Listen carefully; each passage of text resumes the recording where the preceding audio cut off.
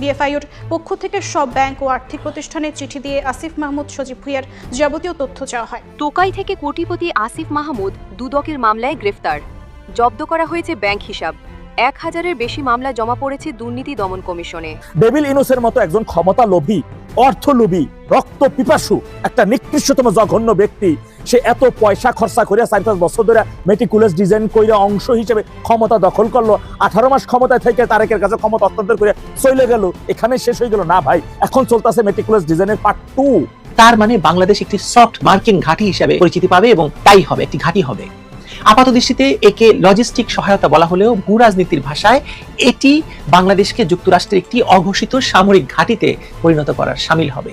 যদি যুক্তরাষ্ট্র ভবিষ্যতে চীন বা ইরানের সাথে কোনো সংঘাতে জড়ায়, আবারও সেই যুদ্ধে ব্যবহৃত মার্কিন নৌবহর বাংলাদেশ থেকে জ্বালানি নেবে, তবে আন্তর্জাতিক আইনে বাংলাদেশও সেই যুদ্ধের একটি পক্ষ বা সহযোগী শত্রু হিসেবে গণ্য হবে। অন্তর্বর্তী সরকার যুক্তরাষ্ট্রের সঙ্গে যে বাণিজ্য চুক্তি করেছে তাতে বাংলাদেশের অর্থনৈতিক সার্বভৌমত্ব নিয়ে প্রশ্ন উঠেছে। এই চুক্তি মানলে যুক্তরাষ্ট্রের স্বার্থ ক্ষুণ্ণ করে এমন কোনো দেশের সঙ্গে বাংলাদেশ ডিজিটাল বাণিজ্য চুক্তি করতে পারবে না। সেক্ষেত্রে ওয়াশিংটন বর্তমান চুক্তি বাতিল করে বাংলাদেশি পণ্যে আবারও 37% শুল্ক আরোপ করতে পারে।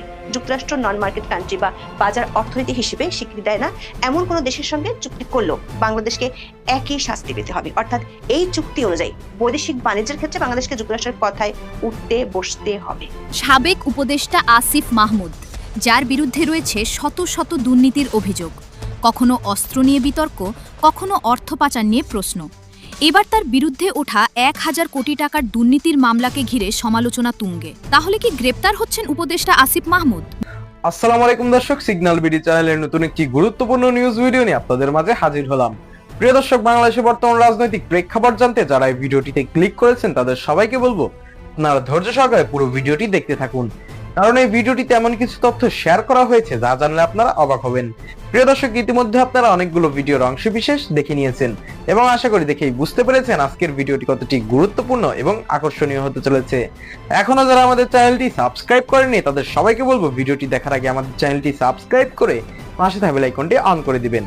আর যারা ইতিমধ্যে সাবস্ক্রাইব করেছেন তাদেরকে অসংখ্য ধন্যবাদ। আর হ্যাঁ, কে কোথা থেকে ভিডিওটি দেখছেন অবশ্যই কমেন্ট বক্সে জানিয়ে যাবেন। তো প্রিয় দর্শক, চলুন আর কথা বাড়াবো না, একটি লাইক দিয়ে মূল ভিডিওতে যাওয়া যাক। টোকাই থেকে কোটিপতি আসিফ মাহমুদ দুদকের মামলায় গ্রেফতার। জব্দ করা হয়েছে ব্যাংক হিসাব। 1000-এর বেশি মামলা জমা পড়েছে দুর্নীতি দমন কমিশনে। জনমনে প্রশ্ন উঠেছে, কি কি অভিযোগ রয়েছে সাবেক ক্রীড়া উপদেষ্টা আসিফ মাহমুদের বিরুদ্ধে?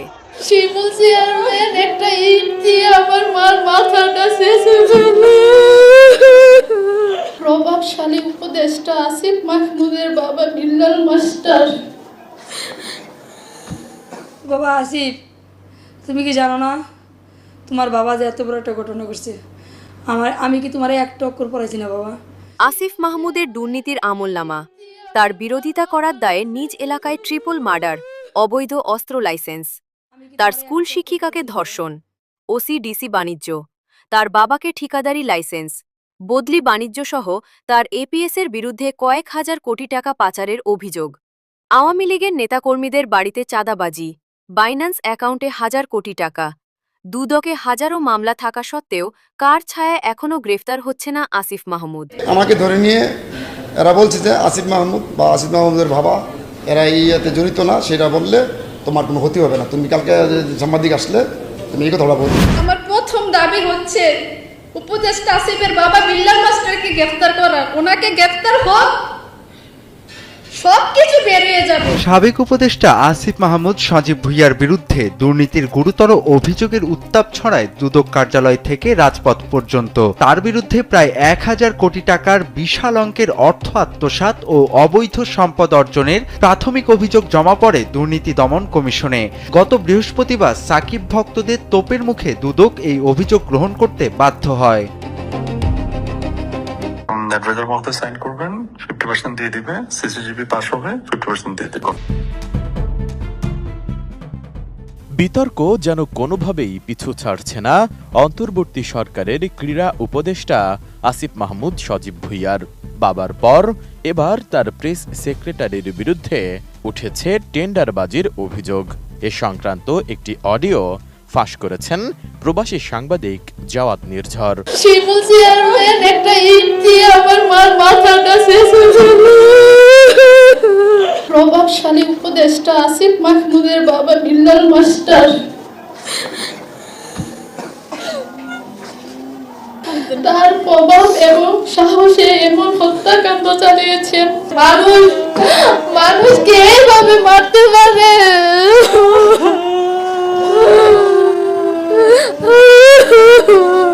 আমেরিকান প্রবাসী নাজমার বাড়ি থেকে যখন দেখি দলের দল একের পর এক অস্ত্র নিয়ে আসতেছে, আমরা 4 জন দৌড় দিই। দৌড় দেওয়ার মাঝে আমার মাকে আমার এই হাত থেকে ছিনিয়ে রেখে দিচ্ছে। প্রধানমন্ত্রী হিসেবে তারেক রহমানের শপথের মধ্য দিয়ে 17 ফেব্রুয়ারি ডক্টর ইউনূসের অন্তর্বর্তী সরকারের মেয়াদ আনুষ্ঠানিকভাবে শেষ হয়। এর 5 দিন আগে অনুষ্ঠিত হয় ইউনূসের মিত্র দলগুলোকে নিয়ে একতরফা জাতীয় নির্বাচন।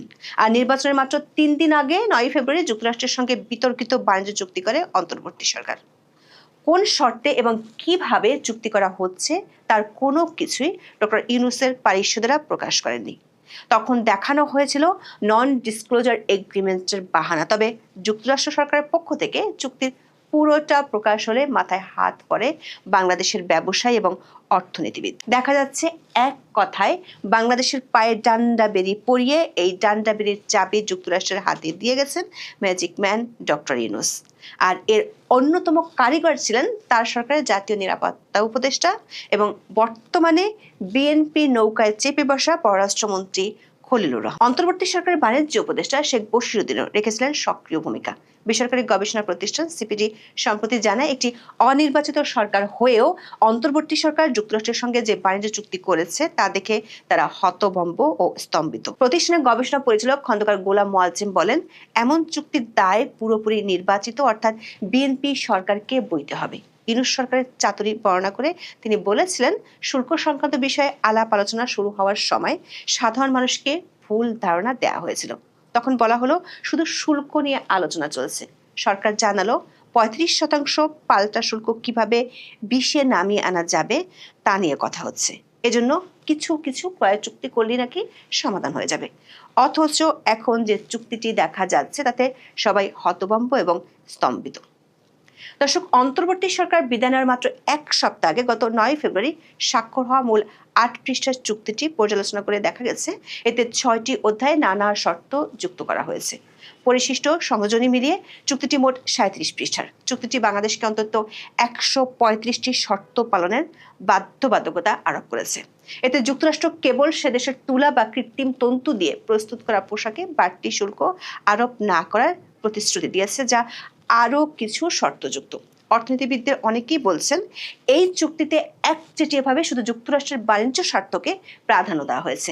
এই প্রাধান্য দিতে গিয়ে সে দেশের ইচ্ছা অনুযায়ী বৈশ্বিক বাণিজ্য সহ অন্যান্য অভ্যন্তরীণ নীতিতেও বদল করার অঙ্গীকার করেছে বাংলাদেশ। অবশ্য বাংলাদেশের পক্ষে চুক্তি সম্পাদনকারী সাবেক অন্তর্বর্তী সরকারের পক্ষ থেকে চুক্তি স্বাক্ষরের পর দাবি করা হয়েছিল চুক্তির মাধ্যমে যুক্তরাষ্ট্রের বাজারে বাংলাদেশের সবচেয়ে বেশি রপ্তানি হওয়া পণ্য তৈরি পোশাক অতিরিক্ত শুল্ক থেকে অব্যাহতি পাওয়ার অঙ্গীকার আদায় করে নিয়েছে। এমন সুবিধা তৈরি পোশাকে প্রতিযোগী অন্য কোনো দেশ পায়নি এমন দাবিও ছিল সেই সরকারের।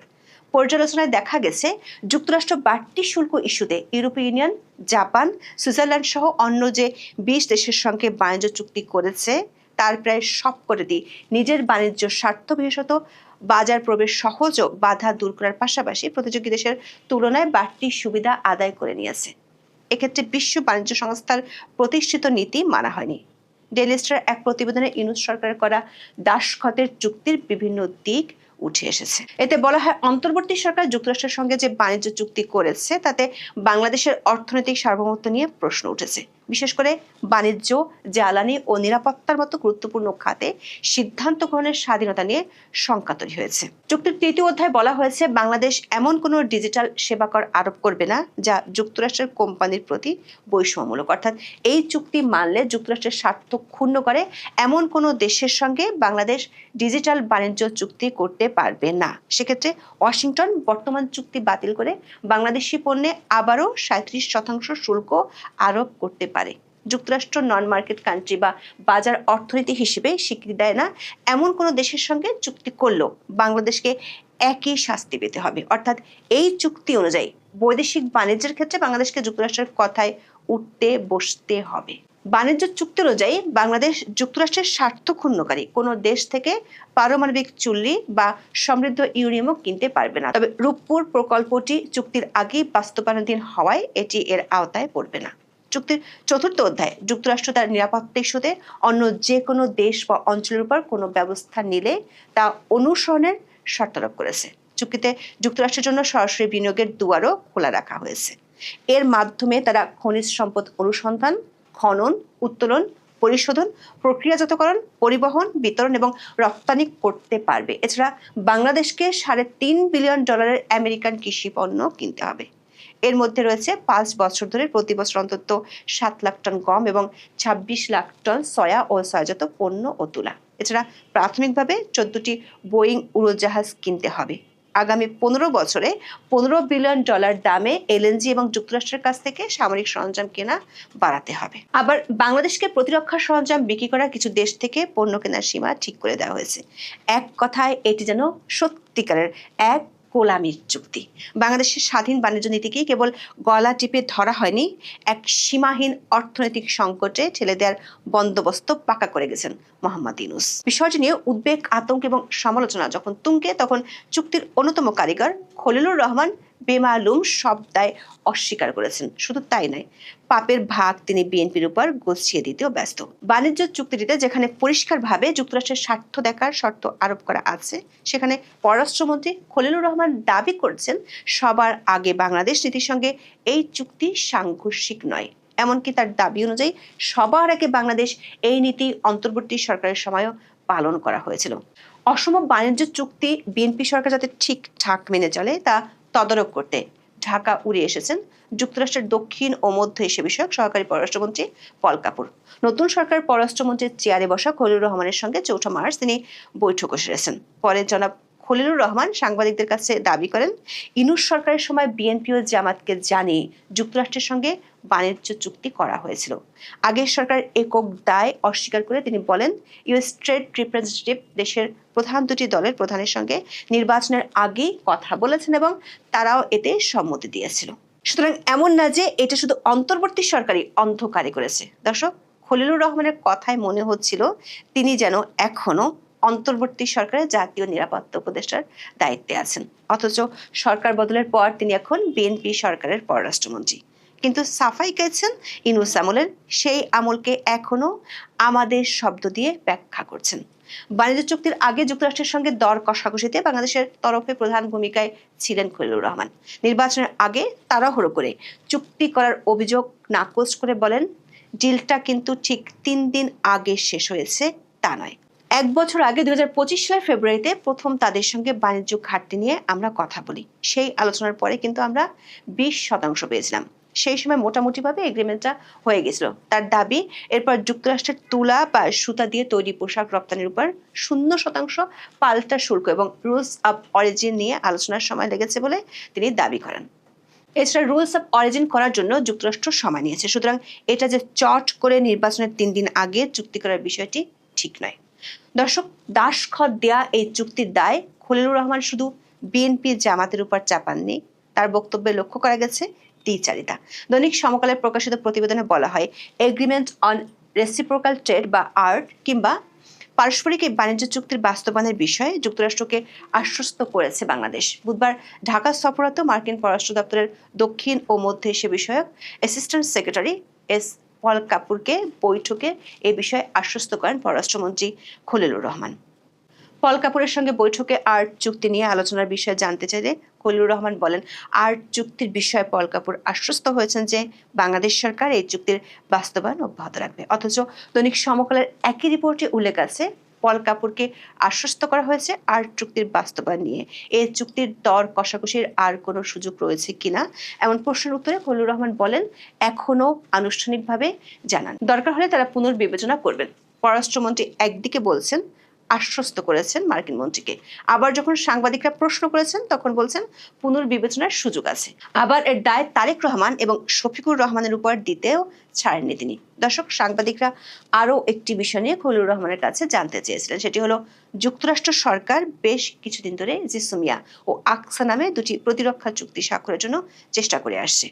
পল কাপুরের সঙ্গে বৈঠকে প্রতিরক্ষার এসব বিষয়ে আলোচনা হয়েছে কিনা এমন প্রশ্নে পররাষ্ট্রমন্ত্রী বলেন, তার সঙ্গে সামরিক সহযোগিতা নিয়ে কোনো আলোচনা হয়নি, সেটা তো তার দপ্তর নয়। প্রশ্ন হলো, বাণিজ্য তো তার মন্ত্রণালয়ের বিষয় নয়, তাহলে তিনি কেন বাণিজ্য চুক্তি বাস্তবায়নের আশ্বাস দিলেন পল কাপুরকে?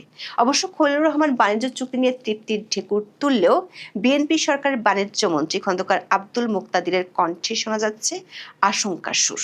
পল কাপুরের সঙ্গে বৈঠকের পর সতর্ক ভাষায় বলেন, চুক্তিটিকে এখনই পুরোপুরি নেতিবাচক বা ইতিবাচক হিসেবে দেখার সুযোগ নেই।